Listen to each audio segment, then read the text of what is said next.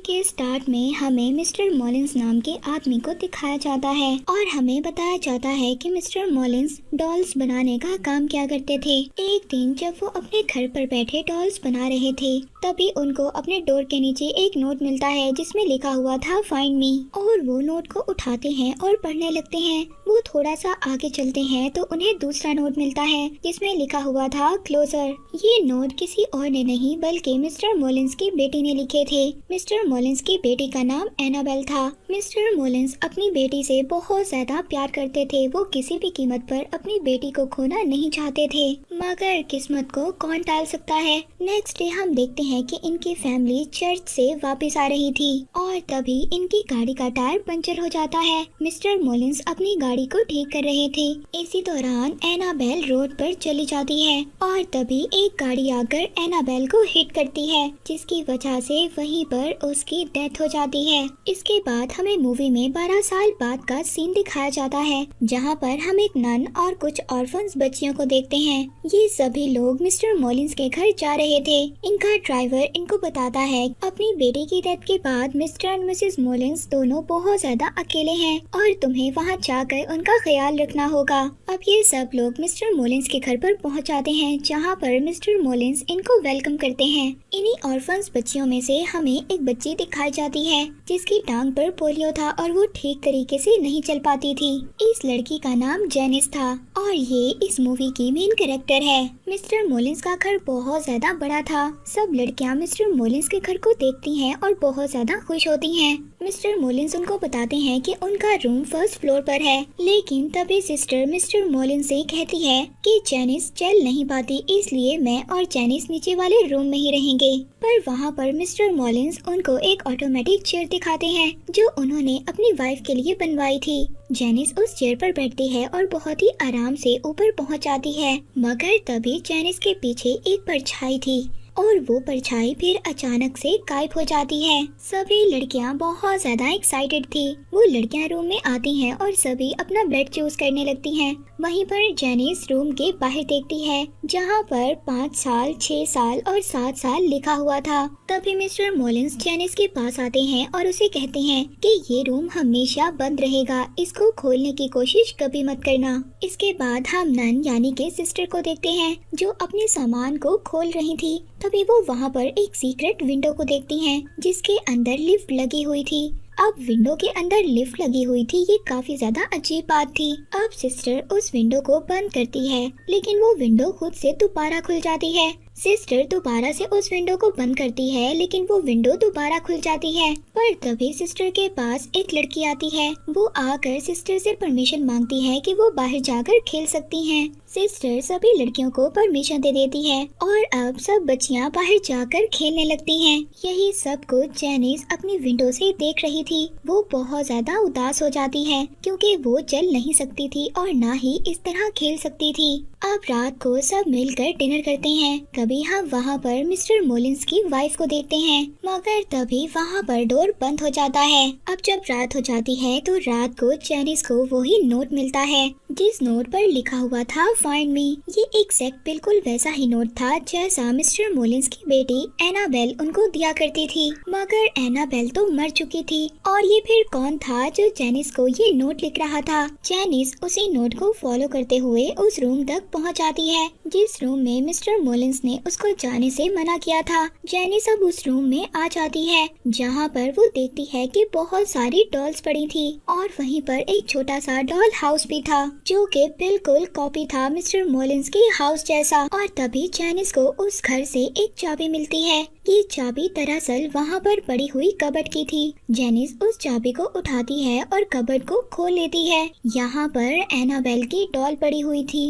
ये डॉल दिखने में बहुत ज्यादा हॉरर थी, मगर जेनिस उस डॉल को देखती है और कबर्ड बंद कर देती है, लेकिन वो कबर्ड दोबारा से खुल जाती है। जेनिस दोबारा उस कबर्ड को बंद करती है लेकिन वो कबर्ड फिर दोबारा से खुल जाती है। ऐसा लग रहा था कि एनाबेल उसको अपने पास बुला रही है। अब जेनिस उस डॉल पर एक कपड़ा डाल देती है, मगर जेनिस जब विंडो से बाहर देख रही थी तो मिस्टर मॉलिंस उसको देख लेते हैं और अब जब जैनिस वहाँ से मिस्टर मॉलिंस को देखकर जाने वाली थी, जब वो पीछे मुड़ती है तो देखती है कि डॉल चल रही थी। जैनिस के पास वो डॉल चल कर आती है और अचानक से गायब हो जाती है। जैनिस उस डॉल को देखकर बहुत ज्यादा डर जाती है, घबरा जाती है। उसको कुछ भी समझ नहीं आ रहा था कि उसके साथ क्या हो रहा है। वो जल्दी से भागती है और भागकर अपने रूम में आकर छुप जाती है। इसके बाद मिस्टर मॉलिंस भी उसको नहीं देख पाते। नेक्स्ट डे हम देखते हैं कि सब लड़कियां बाहर खेल रही थी, मगर जैनिस सिस्टर को कन्फ्रंट करती है कि वो रात को उसी रूम में गई थी जहां पर मिस्टर मॉलिंस ने उसको जाने से मना किया था। सिस्टर जैनिस को समझाती है कि हम मिस्टर मॉलिंस के घर पर रहते हैं और हमें उनके सभी रूल्स को फॉलो करना होगा। इसके बाद हम इन ऑर्फन बच्चियों में से सबसे छोटी बच्ची को देखते हैं। वो खेलते हुए सीढ़ियों के बेसमेंट में छुपने के लिए चली जाती है,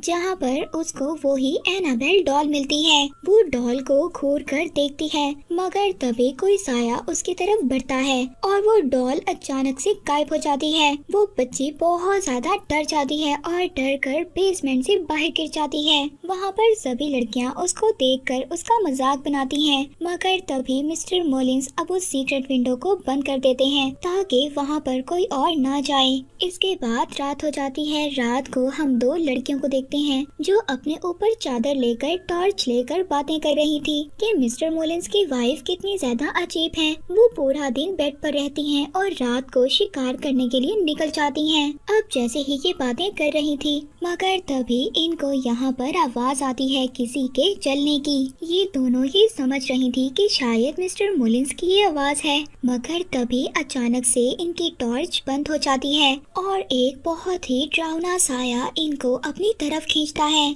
जिसकी वजह से ये बहुत ज्यादा डर जाती हैं और चीखती हैं। इन दोनों की चीखें सुनकर यहाँ पर सभी लोग आ जाते हैं। इन दोनों लड़कियों में से एक लड़की मिस्टर मॉलिंस से कहती है कि मैंने आपकी वाइफ को देखा है। मिस्टर मॉलिंस कहते हैं कि ऐसा पॉसिबल ही नहीं हो सकता, क्योंकि उनकी वाइफ तो कभी चल ही नहीं सकती। इसके बाद हम देखते हैं कि सिस्टर मिसेस मॉलिंस के रूम में जाती है उनकी बेटी की डेथ का अफसोस करने। यहाँ पर हम मिसेस मॉलिंस को पहली बार देखते हैं। वो हमेशा मास्क पहनकर रखती थी। वो ऐसा क्यों करती थी ये बात हमें आगे जाकर पता चलेगी। और हम देखते हैं कि ये सारी बातें जैनिस बाहर खड़ी सुन रही थी। जैनिस वहीं पर एनाबेल और उसकी डॉल की पिक्चर को देखती है और उसको उतार कर वो अपने पास रख लेती है। इसके बाद रात को दोबारा से जैनिस उसी रूम में जाती है, मगर इस बार उसके साथ वो छोटी बच्ची भी होती है। वहाँ पर वो छोटी बच्ची उस एनाबेल की डॉल पर कोई टॉय फेंकती है, जिससे वो डॉल उसको बहुत ज्यादा गुस्से से देखती है। वो छोटी बच्ची लिंडा ये सब कुछ देखकर बहुत ज्यादा डर जाती है और वहाँ से चली जाती है, लेकिन जैनिस अभी भी इसी रूम में थी। जैनिस को वहाँ पर एनाबेल नजर आती है। ये एनाबेल नहीं, ये एनाबेल की सोल थी जो एक मिरर की तरफ देख रही थी। जैनिस एनाबेल से कहती है कि बताओ तुम्हें क्या चाहिए, मैं तुम्हारी मदद कर सकती हूँ, बताओ मुझे क्या चाहिए। और अब जैसे ही जैनिस की बातें एनाबेल सुनती है, एनाबेल पीछे मुड़ती है और मुड़कर बोलती है। उसका फेस पूरी तरह से खराब था। वो अजीब सी हॉरर सी सोल में बदल गई थी। वो जैनिस से कहती है कि मुझे तुम्हारी आत्मा चाहिए। जैनिस बहुत ज्यादा डर जाती है। वो यहाँ से भागने की कोशिश करती है। वो अपनी उसी ऑटोमेटिक चेयर पर बैठती है और नीचे जाने लगती है, मगर वो चेयर दोबारा से ऊपर आ जाती है और अब वो शैतान जैनिस को ऊपर से नीचे फेंक देता है। अब इसी तरह सुबह हो जाती है। सुबह को मिस्टर मॉलिंस जैनिस का इलाज करवाते हैं। जैनिस सिस्टर को बताती है कि इस घर में कोई शैतान है जो मुझे मारने की कोशिश कर रहा है, क्योंकि मैं सबसे ज्यादा कमजोर हूँ। मेरी सोल सबसे ज्यादा वीक है। सिस्टर जैनिस को समझाती हैं कि तुम्हारी बॉडी जरूर वीक है, लेकिन तुम्हारी सोल बिल्कुल भी वीक नहीं है, वो हमसे भी ज्यादा स्ट्रॉन्ग है। इसके बाद हम देखते हैं कि रात को लिंडा को उसी रूम से आवाज आती है। वो उसी रूम के पास जाती है और पास जाकर वो बाहर ही से देखती है।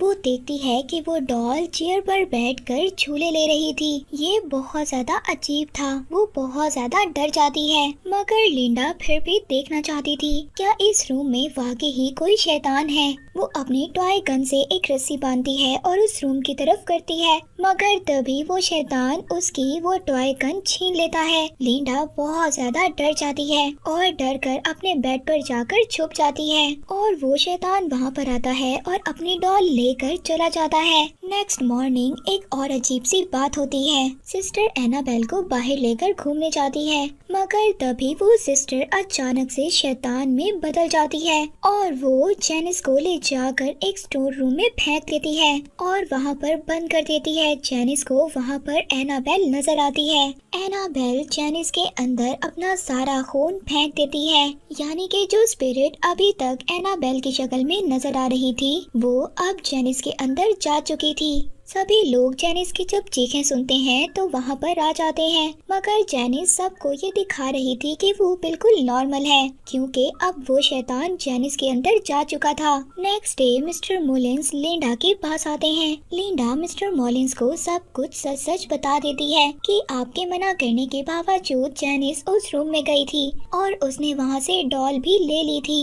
ये सब बातें सुनकर मिस्टर मोलिन्स को बहुत ज्यादा गुस्सा आता है और वो घबरा भी जाते हैं। वो जल्दी से घर के अंदर जाते हैं, जहाँ पर जाकर वो देखते हैं वो डॉल चेयर पर बैठी थी और साथ ही वहाँ पर उनको अब एक नोट भी मिलता है जिसमें लिखा हुआ था कि डैडी मैंने आपको ढूंढ लिया है। पर तभी वहाँ पर मिस्टर मोलिन्स को जेनिस भी नजर आती है। मिस्टर मोलिन्स जेनिस से पूछते हैं कि मैंने तुम्हें मना किया था उस रूम में नहीं जाना, मगर तभी जेनिस अंधेरे में जाकर गायब हो जाती है और उसकी बॉडी से कोई अजीब सी चीज बाहर आती है। ये वही शैतान था जो जेनिस के अंदर था। मिस्टर मोलिन्स उसकी तरफ क्रॉस का साइन करते हैं, मगर अब वो शैतान एक एक कर मिस्टर मोलिन्स की फिंगर्स को तोड़ देता है और इसके बाद मिस्टर मोलिन्स को भी मार देता है। बेचारे मिस्टर मोलिन्स की भी अब डेथ हो गई थी। सिस्टर जल्दी से जब मिस्टर मोलिन्स की चीख को सुनती है तो अंदर आती है। वो आकर देखती है कि मिस्टर मोलिन्स की बॉडी अजीब सी हालत में पड़ी थी। ऐसा लग रहा था कि उस शैतान ने मिस्टर मोलिन्स की बॉडी का सारा खून चूस लिया है। अब ये इंसिडेंट देखकर सब लड़कियां बहुत ज्यादा डर जाती हैं। लिंडा अब ये डिसाइड करती है कि ये डॉल को फेंक देगी। ये उसी रात उस डॉल को पास कुएं में फेंकने जाती है, मगर सिस्टर उसको जाते हुए देख लेती है। लिंडा उस डॉल को फेंक कर नीचे झुककर देख रही थी, मगर तभी कोई अचानक से चीज उसको अपनी तरफ खींच रही थी। मगर यहाँ पर लिंडा की किस्मत अच्छी थी। सिस्टर आती है और उसको बचा लेती है। लिंडा और सिस्टर दोनों भागकर घर के अंदर आती हैं, जहाँ पर वो देखती हैं कि जेनिस गायब थी और डॉल बेड पर पड़ी हुई थी। सिस्टर को कुछ भी समझ नहीं आ रहा था कि इस घर में क्या हो रहा है। सिस्टर मिसेस मोलिन्स के पास जाती है और जाकर पूछती है कि इस घर में क्या है, ये सब कुछ क्या हो रहा है, क्या इस घर में कोई ब्लैक पावर है जो सबको मार रही है। यहाँ पर सच्चाई पता चलती है। मिसेस मोलिन्स बताती हैं कि उनकी बेटी की डेथ के बाद वो दोनों बहुत ज्यादा अकेले हो गए थे, इसीलिए उन्होंने फैसला किया कि वो अपनी बेटी को वापस लाएंगे। इसके लिए उन्हें चाहे कुछ भी करना पड़े, लेकिन ये नुकसान इतना ज्यादा बड़ा होगा उन्होंने कभी भी नहीं सोचा था।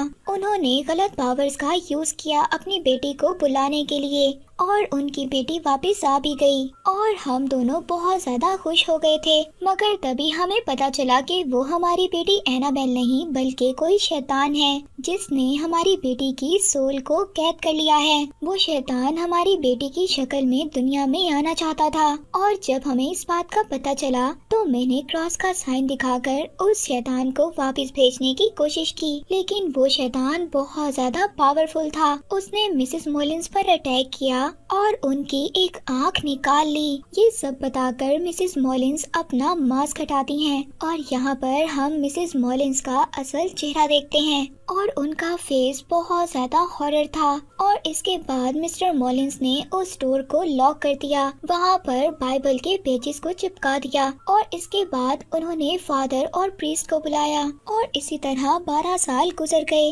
जिसके बाद उन्होंने ये फैसला किया था कि वो अपनी बेटी की जगह दूसरी बच्चियों की मदद करेंगे। मिस्टर मिस्टर मॉलिंस ने यहाँ पर सबको अच्छे के लिए बुलाया था। वो ये नहीं जानते थे कि जेनिस उस डोर को ओपन कर देगी और वो शैतान दोबारा से जाग जाएगा। इसके बाद बाकी लड़कियाँ जेनिस को देखती हैं जो अब चल सकती थी, यानी कि उसके अंदर अभी भी शैतान था जिसने जेनिस को बिल्कुल ठीक कर दिया था। यहाँ पर जेनिस सब लड़कियों को मारने की कोशिश करती है। वो सभी चीख कर बाहर जाती हैं। सिस्टर यहाँ पर सबको समझाती है कि वो सभी एक साथ रहें और सेफ रहें। अब वो सभी लड़कियाँ मिसेस मॉलिंस को भी अपने साथ लेकर जाना चाहती थी ताकि वो उनकी भी केयर कर सकें। तभी जब वो उनके रूम में जाती हैं तो जाकर वो अजीब सा नजारा देखती हैं। वो देखती हैं कि उस शैतान ने पहले ही मिसेस मॉलिंस को मार दिया था और मारकर उनकी आधी बॉडी को दीवार पर लटका दिया था। ये देखकर सभी लड़कियां बहुत ज्यादा डर जाती हैं। वो चीखती हैं और बाहर चली जाती हैं। सिस्टर वहाँ पर लिंडा और दूसरी बच्ची को बचाने जाती है, मगर तभी वहाँ पर जेनिस भी आ जाती है। सिस्टर जेनिस के सामने बाइबल पढ़ने लगती है।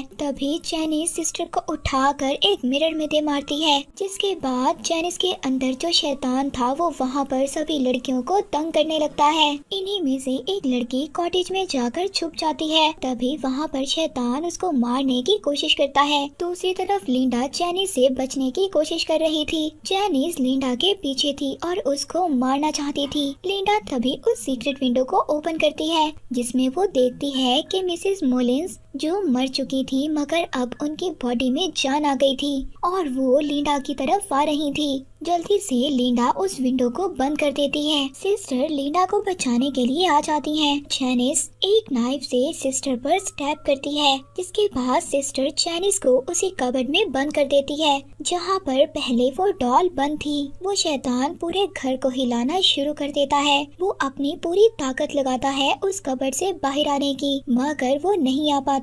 यहाँ पर सारे घर की लाइट्स ऑन ऑफ हो रही थी। इसके बाद ये सब देखकर सभी यहाँ से भागने लगते हैं। हम देखते हैं कि पूरा घर हिलने लगता है और सभी लाइट्स एकदम ब्लास्ट हो जाती हैं और बिल्कुल अंधेरा हो जाता है। अचानक से बिल्कुल हर चीज खामोश हो जाती है। ऐसा लग रहा था कि जैसे वो शैतान अब यहाँ से जा चुका है। इसके बाद नेक्स्ट डे का सीन दिखाया जाता है जहाँ पर पुलिस आ जाती है। पुलिस उस कबर्ड को खोलती है मगर उस कबर्ड में सिर्फ डॉल थी। जेनिस वहाँ से गायब हो चुकी थी। इसका मतलब वो शैतान अभी भी जेनिस के अंदर था और वो जेनिस को अपने साथ लेकर आजाद हो चुका है। इसके बाद हमें दिखाया जाता है कि एक ड्राइवर उस डॉल को लेकर चला जाता है और फिर ये सभी लड़कियां भी डिसाइड करती हैं कि वो इस घर को छोड़कर चली जाएंगी। इसके बाद हमें कुछ टाइम बाद का सीन दिखाया जाता है जहाँ पर हम एक कपल को देखते हैं। वो ऑर्फन हाउस से एक लड़की को अडॉप्ट करने आए थे और ये लड़की कोई और नहीं जेनिस थी, जिसका पाँव भी बिल्कुल ठीक हो चुका था। इसका मतलब अभी भी शैतान उस जेनिस के अंदर था। हमें इसके बाद जेनिस को बड़ा होते हुए दिखाया जाता है। 12 साल बाद हम देखते हैं कि जेनिस अब बड़ी हो चुकी है। उसके पेरेंट्स को उसकी आवाज सुनाई देती है। उसके फादर जेनिस को चेक करने के लिए जाते हैं मगर तभी वो अपने फादर का गला काट देती है और इसके बाद वो अपनी मदर को भी मार देती है और यही आवाजें सुनकर इनकी नेबर जाग जाती है और इसी के साथ ये मूवी यहीं पर एंड हो जाती है।